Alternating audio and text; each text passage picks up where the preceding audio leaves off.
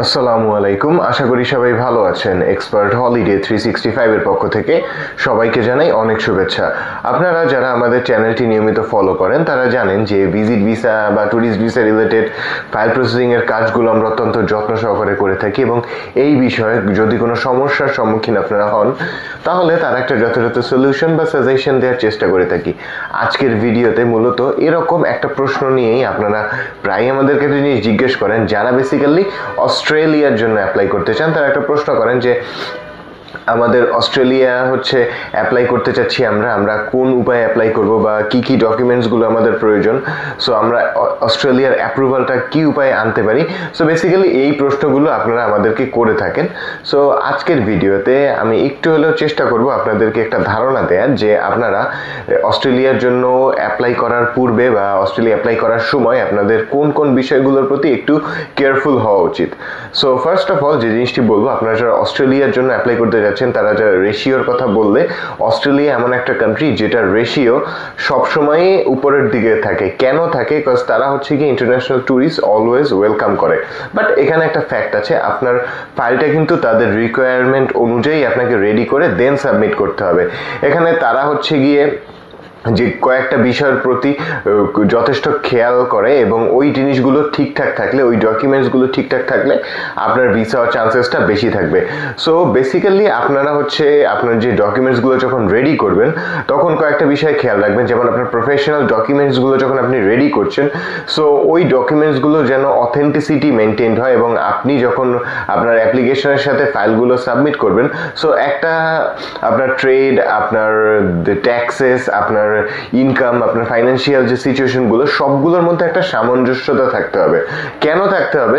So তারা যখন আপনার ফাইলটা অ্যানালাইসিস করবে, আপনাকে ভিসা দিবে কি দিবে না এই জিনিসটা নিয়ে যখন তারা একটা ডিসিশন নেওয়ার চেষ্টা করবে, তখন তারা একটা জিনিস খেয়াল করবে যে আপনি প্রফেশনালি অ্যাক্টিভ আছেন কিনা, আপনি আপনার দেশে কি প্রফেশনের সাথে জড়িত, এখান থেকে আপনার ইনকামটা কীরকম আসছে, আপনি এই ইনকাম থেকে আপনার মান্থলি যে এক্সপেন্সটা সেটা কীরকম হচ্ছে, দেন আপনি এর থেকে কি পরিমাণ সেভিংস করতে পারবেন। এই পুরো ব্যাপারটা একটা একটার সাথে কানেক্টেড। আর অস্ট্রেলিয়া আর একটা জিনিস খুব ভালো করে যাচাই করার চেষ্টা করে, আপনি যে ইনকাম করছেন আপনার প্রফেশন দিয়ে, আপনার যে মান্থলি অ্যানুয়ালি যে ইনকাম হচ্ছে, এই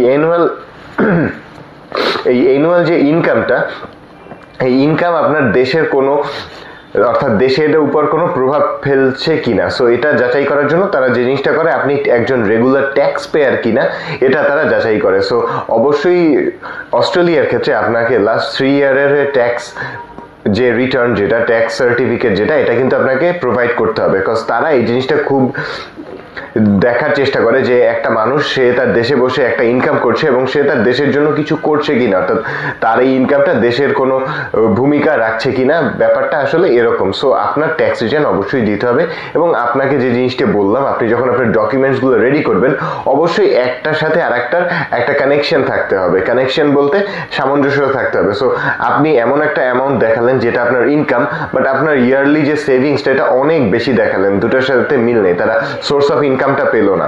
সো সোর্স অফ ফান্ডটা এখানে খুবই important. So source of fund দেখিয়ে দেন আপনার অ্যাপ্লিকেশনের সাথে সব ডকুমেন্টসগুলো সাবমিট করবেন। আর একটা ব্যাপার আপনি আপনার কভার লেটারটা যখন লিখবেন তখন কিন্তু আপনাকে একটা ডিটেইল, অর্থাৎ আপনার যে আপনি 3 পেজ বা 2 পেজ বা 4 পেজ যে কয় পেজে লিখুন না কেন, একটা জিনিস আপনাকে মাথায় রাখতে হবে, আপনি যে সকল সাপোর্টিং ডকুমেন্টসগুলো দিচ্ছেন চেষ্টা করবেন ওই সবগুলো ডকুমেন্টসের এগেনস্টে একটু সামারি আকারে আপনার বিবরণ দেয়া। সো প্রতিটা ডকুমেন্টসের সাথে আপনি যদি আপনাকে কানেক্ট করে একটা কভার লেটার সুন্দর করে লিখতে পারেন তাহলে কিন্তু আপনার সকল ইনফরমেশনগুলো ওই কভার লেটারের মধ্যেই থাকছে। সো যখনই একজন ভিসা অফিসার আপনার কভার লেটারটা পড়ে আপনার সম্পর্কে পুরো ধারণা পাবে, তখনই কিন্তু আপনার ভিসা হওয়ার চান্সেসটা অনেক বেশি থাকবে। বিকজ একটা মানুষ যখন আপনাকে ভিসা দিবে কি দিবে কিনা আপনার সম্বন্ধে যখন ক্লিয়ার ধারণা থাকবে তখনই আপনাকে ভিসা দিবে। সো এই ব্যাপারগুলো একটু কেয়ারফুলি দেখে আপনি যদি আপনার অস্ট্রেলিয়ান ভিসা অ্যাপ্লিকেশনটা সাবমিট করেন তাহলে কিন্তু আপনার ভিসা হওয়ার চান্সেসটা অনেক বেশি থাকবে। আর এই সংক্রান্ত যে কোনো সহায়তার জন্য চাইলে সরাসরি ভিজিট করতে পারেন আমাদের অফিস, বা কল বা নক করতে পারেন স্ক্রিনে দেওয়া নাম্বারে। সবাইকে অনেক ধন্যবাদ।